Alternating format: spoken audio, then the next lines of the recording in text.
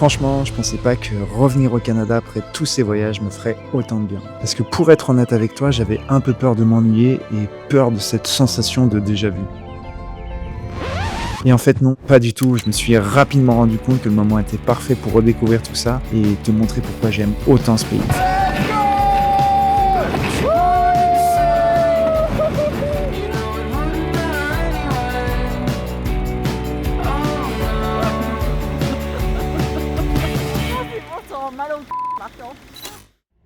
Les amis, je vous souhaite la bienvenue dans cette toute nouvelle vidéo. On se retrouve dans un nouveau pays, une nouvelle ville que vous avez déjà peut-être reconnu grâce au magnifique château qui se trouve derrière moi. Je parle évidemment de la ville de Québec.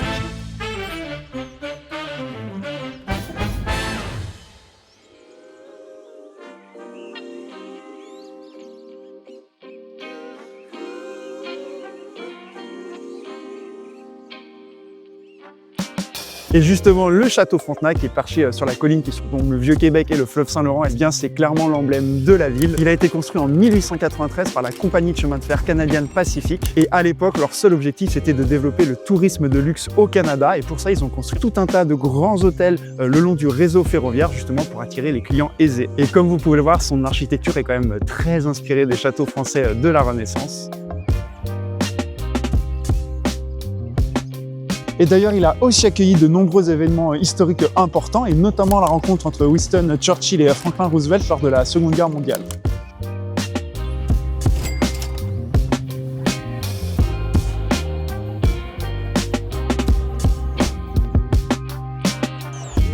Bon les amis, on va aller essayer un truc, ça fait un long moment que j'ai envie de tester, j'ai pas encore eu l'occasion, ça se fait que l'hiver. C'est une descente en luge, une glissade qui va partir du point que tu vois, hop, par là-bas et qui atterrit directement devant le château de Frontenac. On va aller tester ça. Bon, je viens de demander au monsieur qui est juste derrière et ça coûte 5 $ par descente. Donc on va aller voir ça, le kiosque est juste là. Bon, ça y est, j'ai acheté mon petit ticket, donc je te confirme que c'est bien 5 $ par descente. Je suis en train de tirer ma petite luge, on va monter, hop, tout là-haut, là-haut, là-haut. Et on va voir ce que ça donne, j'ai trop hâte, j'adore ce genre de sensation. Let's go!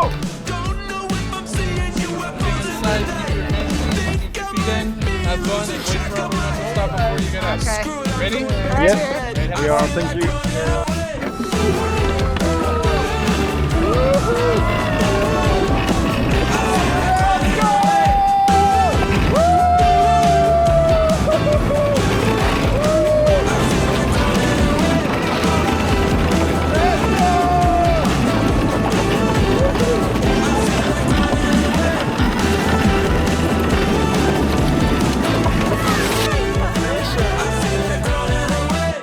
Bon, avant de continuer cette vidéo, j'aimerais prendre une petite minute pour t'expliquer pourquoi j'ai été pas mal absent ces derniers temps. D'abord, comme tu le sais probablement si tu suis la chaîne depuis un moment, après un long voyage de plusieurs années entre l'Australie et l'Asie du Sud-Est, je suis revenu m'installer ici, au Canada, et plus précisément à Montréal, qui fera d'ailleurs l'objet de la toute prochaine vidéo. Et c'est un endroit que je connais déjà pas mal et que j'affectionne particulièrement parce que j'y ai déjà vécu entre 2019 et 2021. Mais la vraie raison de cette absence, c'est que j'ai complètement changé de direction et je me suis formé au montage vidéo parce que, comme tu t'en doute, je voulais vraiment continuer de pouvoir voyager autant et de pouvoir travailler d'où je voulais en ayant quelque chose de très stable à côté. Et après pas mal de recherches, je suis finalement tombé sur Paul, le fondateur de Monteur Pro, une école de montage vidéo. Et après une courte réflexion, je me suis dit ok Jean-Marc, il faut y aller, c'est une super opportunité, c'est le moment ou jamais. Donc je me suis lancé dans le cursus, tout se fait en ligne et ça dure 6 mois. Et aujourd'hui, je suis trop content parce que si je suis là de nouveau à pouvoir échanger avec toi à travers cette caméra, c'est parce que je vis du montage et surtout, j'ai enfin trouvé cette liberté que j'ai cherchée si longtemps, celle de pouvoir travailler d'où je veux, quand je veux et avec qui je veux. Et au-delà de ça, ce que je trouve vraiment super intéressant avec Monteur Pro, c'est que tu n'apprends pas juste la technique de montage pure et dure, mais tu as aussi une énorme partie business qui va t'apprendre à créer, à gérer ta société, à prospecter les clients, à les fidéliser, etc. Ce qui fait que peu importe si tu pars de zéro et que tu n'as jamais ouvert un seul logiciel de montage de toute ta vie, ou alors que tu as déjà des bonnes compétences dans le domaine mais que tu as du mal à trouver des clients, eh bien tu y trouveras toutes les clés, tout ce dont tu as besoin pour devenir un véritable monteur autonome qui vit de son activité. Et si jamais tu as le moindre doute ou la moindre question, il y y a aussi des lives toutes les semaines, ainsi qu'un grand nombre de groupes d'échange pour y répondre. Et tu verras, cette communauté, c'est vraiment l'un des gros avantages de Mentor Pro parce que tout le monde s'entraide, se motive, se tire vers le haut. Et en plus, Mentor Pro te garantit ta toute première mission rémunérée en tant que monteur à la fin du cursus. Bref, si c'est quelque chose qui t'inspire ou qui t'attire et que tu veux toi aussi pouvoir profiter de cette liberté de travailler où tu veux, quand tu veux, eh bien, hésite surtout pas à cliquer dans le lien dans la description pour réserver ton appel avec un membre de l'équipe. Et d'ailleurs, il y a de fortes chances qu'on se croise sur place. Allez, au retour à Québec.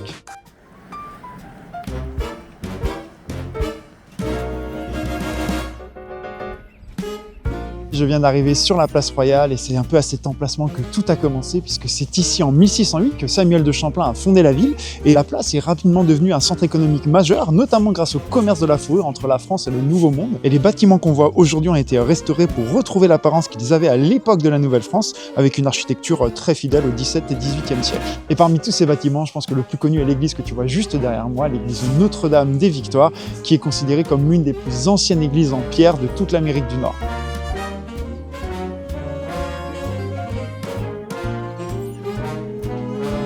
On vient certainement d'arriver dans l'un de mes endroits préférés de la ville, comme beaucoup de monde d'ailleurs, le quartier Petit Champlain, qui est l'un des plus anciens quartiers commerciaux d'Amérique du Nord.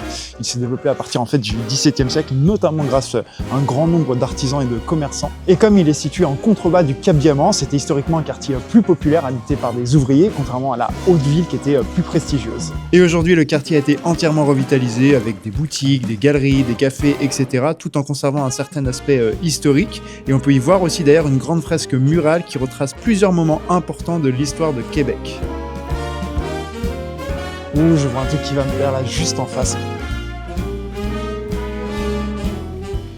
Mais quel plaisir de tomber par hasard sur une petite dame qui est en train de faire des tirs à l'érable. Si tu n'as jamais eu l'occasion d'essayer, je te le conseille vivement. C'est trop bon. Après un arrêt rapide dans un bistrot pour me réchauffer et manger un morceau, je pars rejoindre Morgan, un ami d'enfance qui est actuellement en PVT ici à Québec. Il m'a proposé de l'accompagner voir le défilé de la Sainte-Patrick, qui je ne le savais pas, a lieu aujourd'hui. Il est là! Qu'est-ce qu'il dit? Ça va toi? Bah ouais, toi? Bah écoute, ça va? Tu vas voir il y a des trucs sympas qui arrivent.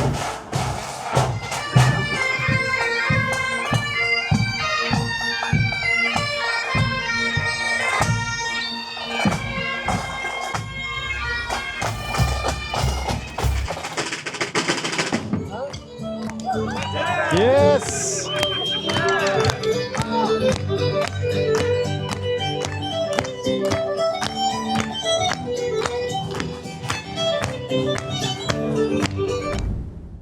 Je passe toutes les nuits à marcher dans les rues et je laisse mon ennui. On dirait que t'as fait ça toute ta vie. Il y a un talent, tu vois, Inné celui-là. De comptoir en comptoir, où nos soirées de folie se rappellent à ma mémoire. Il est là, l'amigo, il revient.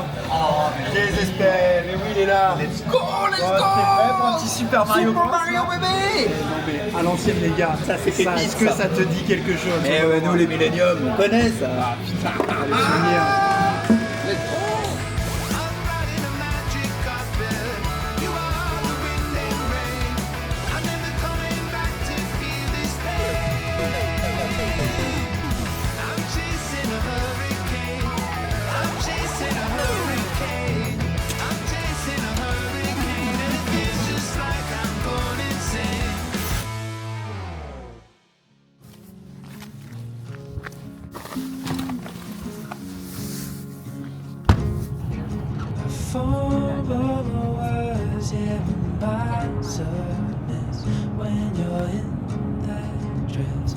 Ils vont faire de l'escalade. Ah, shit.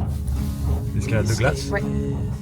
Les amis, nouvelle journée. Aujourd'hui, je suis accompagné de mon amie Pénélope, juste ici présente. Et Pénélope m'emmène découvrir les chutes de Jean Larose.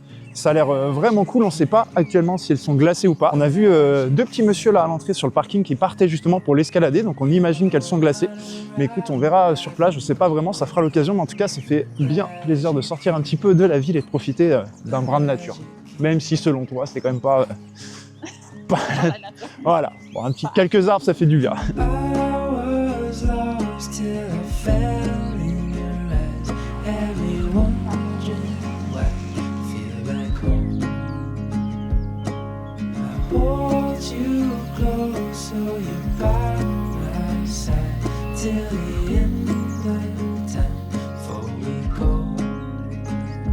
Bon, ça y est, on est bien arrivé à la cascade. Effectivement, elle est toute glacée. Il y a des personnes qui sont en train de l'escalader. Ça a l'air trop stylé. C'est vraiment quelque chose que j'aimerais essayer là dans le futur. J'ai encore eu jamais l'occasion d'essayer. Ça a l'air trop bien. Je vais vous montrer ça.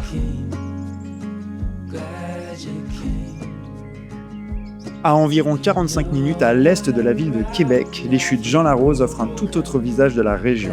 Située au pied du Mont Sainte-Anne, réputée notamment pour ses activités de plein air, elle s'étend sur plusieurs paliers pour une hauteur totale d'environ 70 mètres. Cette petite parenthèse nature fait vraiment du bien. Profiter du bruit de l'eau, de l'air frais et simplement prendre le temps de respirer. Et c'est ça que j'aime profondément ici au Québec, cette sensation que la nature n'est jamais très loin.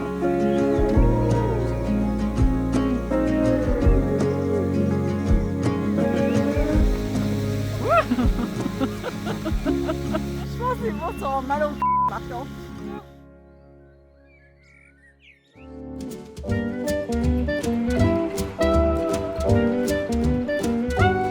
Bon les amis, j'espère que vous m'entendez bien parce que le vent est en train de se lever, mais je me dirige tranquillement vers la citadelle de Québec qui a été construite par les Britanniques entre les années 1820 et 1850 et son rôle évidemment c'était de défendre la ville et notamment contre une potentielle invasion américaine après la guerre de 1812 et la citadelle a été construite en forme d'étoile, ce qui est typique des fortifications militaires de l'époque et elle fait partie d'ailleurs des fortifications de Québec qui sont aujourd'hui classées au patrimoine mondial de l'UNESCO. Et ce qui est assez unique, c'est que la citadelle est encore aujourd'hui une base militaire active et notamment pour le Royal 22e Régiment.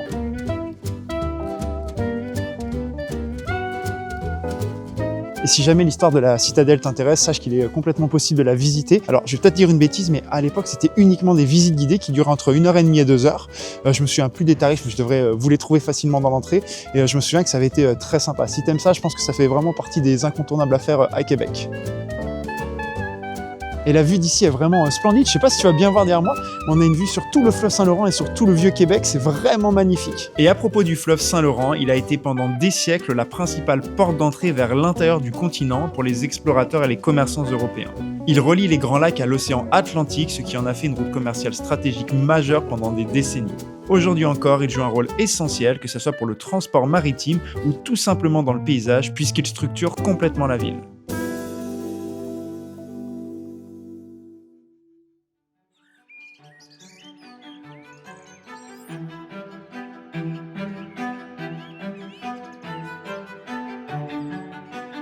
Je viens de pénétrer dans un autre lieu historique extrêmement important, les plaines d'Abraham, qui est aujourd'hui un grand parc public, mais il y a beaucoup de choses qui se sont jouées ici, et notamment la bataille des plaines d'Abraham, comme son nom l'indique, qui était en 1759, et ça c'était pendant la guerre de 7 ans. Elle opposait les troupes françaises dirigées par Louis-Joseph de Montcalm à celles des Britanniques commandées par James Wolfe. Et même si la bataille a été relativement courte, elle fut décisive puisqu'elle a conduit à la prise de Québec par les Britanniques. Cet événement a marqué un tournant majeur, menant progressivement à la fin de la domination française en Amérique du Nord. Et c'est vraiment immense comme parc, c'est gigantesque. Et aujourd'hui d'ailleurs, il y a beaucoup de gens, et ça c'est trop cool, qui en profitent pour venir courir, se balader, promener les chiens, ou je sais pas, faire du ski de fond et des raquettes l'hiver. Je trouve qu'avoir ça en accès direct depuis la ville, c'est vraiment top.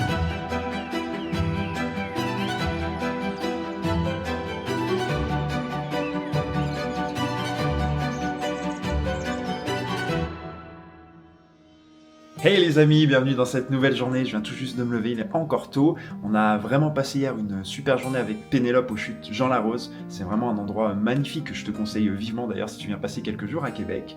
Et justement en parlant de chutes et de cascades, aujourd'hui avec mon pote Morgane que tu as déjà vu dans la vidéo, on doit aller visiter les chutes les plus célèbres, les chutes de Montmorency. Sauf que, aujourd'hui le temps est très mitigé, ils annoncent un espèce de mix entre de la neige et la pluie, enfin bref, un temps dégueulasse et donc je suis pas encore sûr que les chutes soient ouvertes. J'ai checké rapidement sur le site officiel, ça a l'air d'être le cas, on va croiser les doigts pour que ça le soit, surtout que je pense qu'elles vont être encore toutes gelées, ça va être magnifique. On se retrouve un petit peu plus tard. Tchuss.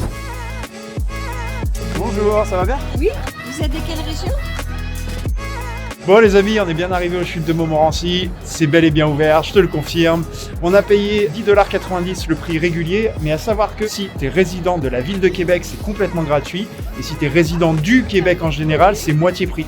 Donc c'est super intéressant, il faut penser à prendre soit ta carte de résident si tu l'as, soit un bail, etc.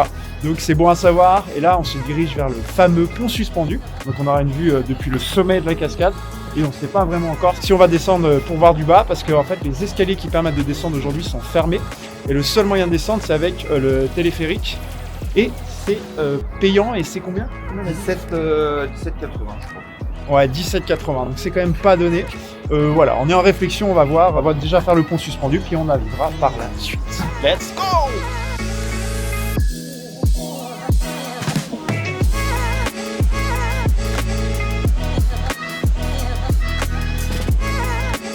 Bon, il y a un truc qu'on aurait voulu faire, mais malheureusement c'est fermé, ça ouvre que l'été à partir de mai. C'est la grande, comment on appelle ça en français? Zipline, la grande tyrolienne, qui est juste là et qui part vraiment du point opposé et qui passe au-dessus de la cascade pour arriver juste ici. Bah, la bonne nouvelle, c'est qu'on va revenir. Oui, On va pas revenir. le choix, obligé de la faire. Ah, ça va être incroyable. On va revenir cet été. À savoir que les chutes de Montmorency mesurent plus de 83 mètres de haut, donc elles sont bien plus hautes que les célèbres chutes du Niagara qui font environ 57 mètres. Et en fait, son origine vient de la rivière du même nom, Montmorency, et qui se jette jusqu'au fleuve Saint-Laurent.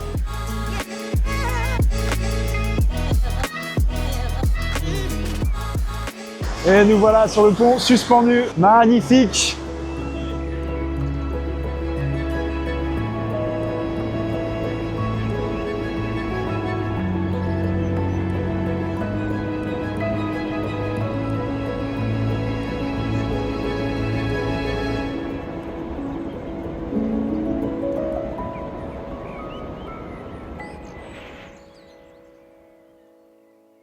Les amis, cette vidéo touche désormais à sa fin. J'espère sincèrement qu'elle vous a plu. Si c'est le cas, tu sais exactement quoi faire. Tu peux mettre un like, la commenter et même la partager à tes proches. C'est complètement gratuit et ça permet de soutenir mon travail. Nous, on va se retrouver très prochainement pour une vidéo, cette fois à Montréal. Et d'ici là, bah écoute, tu prends bien soin de toi et surtout, avant de partir, n'oublie pas, on n'a qu'une seule vie, alors tâchons d'en profiter à fond. Tchuss!